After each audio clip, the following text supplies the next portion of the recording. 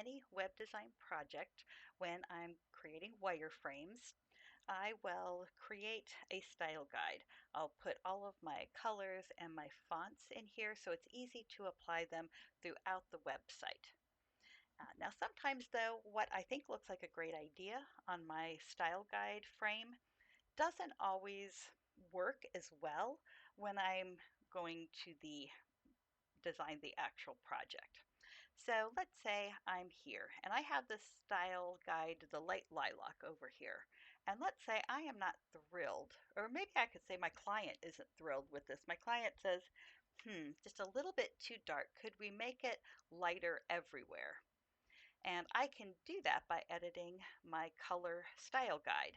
And I've used the style guide so that I can just edit that and it will change everywhere on this site that I have used it. So not if I'm on this box and you follow this project, it will change this light lilac everywhere, not just in this box. All right, so uh, let us go through and we just got to click on that light lilac and I'm going to come down here.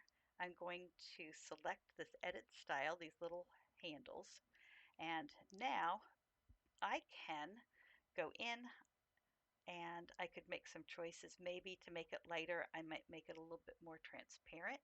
And if you notice, it's doing it everywhere, not just on that box at the top. And so I could do that and have it at 82% transparency, and it will change it everywhere. So that's done. On the other hand, if I only wanted to change it in this box and I didn't want it changed everywhere, I would want to make sure that I just change the object, not the style guide. So right now it's connected to the style. And what I would do is I would first of all detach it from that style. And then I'd get this fill box and I could make my edits in here. And this is only going to affect that one object, not every object.